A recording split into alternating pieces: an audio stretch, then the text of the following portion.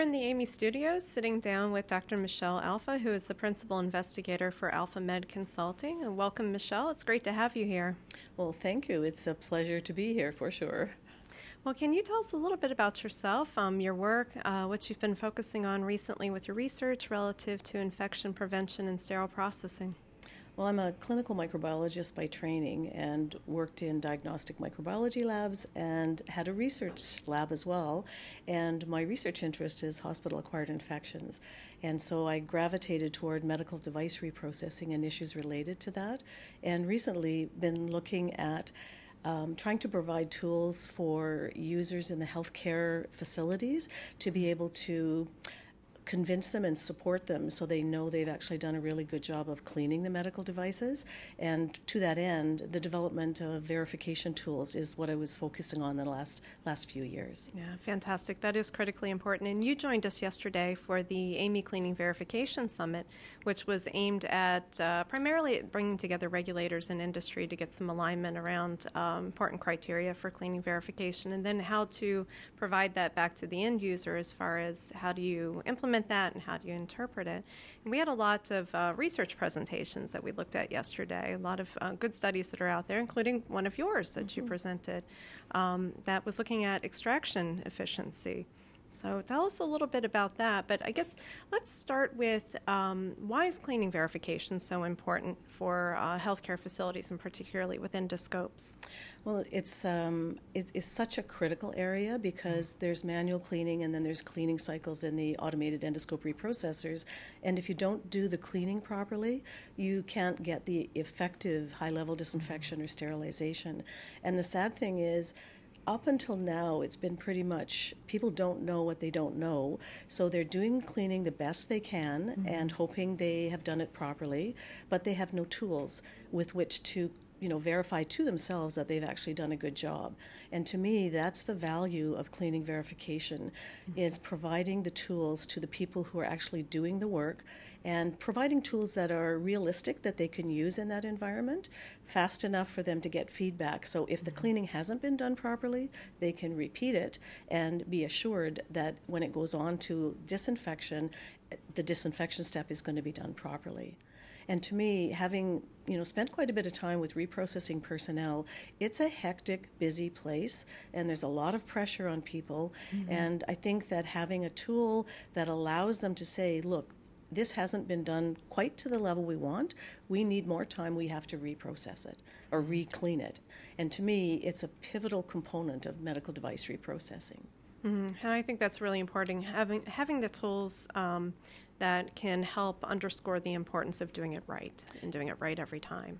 Exactly. And, there's analogies to the environmental services staff that use these same different type of tools, but they monitor how well the cleaning and disinfection has been done, and it's improved the level of eradication of pathogens from healthcare environmental surfaces. And I think rapid verification testing for cleaning personnel in medical device reprocessing is going to be a wonderful implementation that will improve the quality of what's being done immensely. Both for the person that's performing it as well as the patients that are coming into that environment and using medical devices and interacting with those surfaces as well. Exactly. Yeah. And I have to say, at the summit yesterday, 10 years ago, I would not have believed you could get together the group of people that you did get together, and the conversations were fantastic, and the support from FDA, from industry, from research.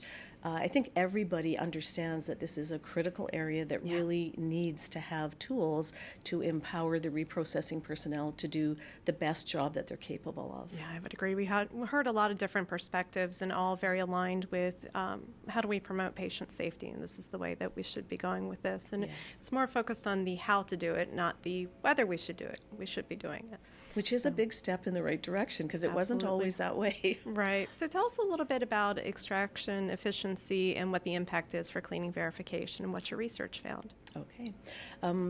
It's quite obvious when you use a medical device, and I'll take as the example flexible endoscopes. The patient secretions get on those devices, and of course the first step in that is trying to remove the debris, the microbes, etc. And so it's really important that that's done properly before you go to disinfection. And so I think for healthcare reprocessing staff. This is a new paradigm because they follow the instructions of what they want to do, but often there's pressure from the clinicians for them to turn it around and get it done quickly. Exactly. Right. And I think it's important that clinicians and other staff in the healthcare facility know that it's not a race and that we really need to have the cleaning done properly. So the research we were looking at was there are some rapid tests that industry have started to develop and market. And one of them was where we wanted to have a look at the extraction efficacy. So if you think about it, there's patient secretions in an endoscope. The reprocessing personnel does the reprocessing, but are they sure they got it out of the organic material, out of all the nooks and crannies? Right. And so one of the ways to assess that is to flush fluid through, to take a sample, test it with whatever test method is a rapid method that can be used. But the most important thing is how good were you able to extract that sample from the endoscope in the first place? So the data that I presented yesterday was really looking at scientific validation, if you will, that we can extract a good sample, providing we know the volume of fluid to flush, and we actually do some testing to see in protein, carbohydrate, hemoglobin, were they all extracted appropriately. So that was the data that I presented, and it showed that we got between 82 and 91% extraction efficacy, which is really good, where the guidelines suggest a minimum of 70% extraction efficacy. So that was what I was presenting. So exceeding those guidelines. Yeah, exactly. Very good. And having the science to back up the practice is critically important. Yes. Yeah. I would agree 100% because sometimes you get tests being marketed that there's no science behind. People start using them and they believe they're getting value for the test they're doing, but without the scientific information behind it, that may not actually be the case.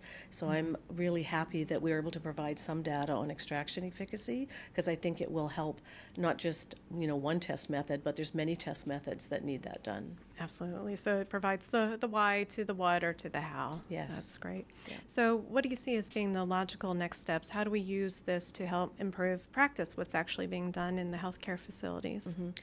I was very much encouraged by the discussion in the meeting yesterday, and I think that having the input of the regulators and industry, I think the vibe was that this is a really critical topic and we need to have next steps. Yeah. And the next steps to me are actually making sure that we have the science, the data behind each of these tests. So the manufacturers of the test kits need to do research to show that their test kit works properly. And the idea of having some kind of regulatory body approve the use of this test. So when a healthcare facility decides to integrate this, they're getting a test that they know has been approved by a body such as the FDA, and there's scientific data behind that it really does work and it will improve the ability of their staff to do their job. So to me, those are the next steps. I agree. Well, Michelle, thank you very much for sitting down with us. Fascinating information. We're looking forward to next steps and what comes out of the summit and future research as well. So thank you. Pleasure interacting with you, Amanda. Thank you.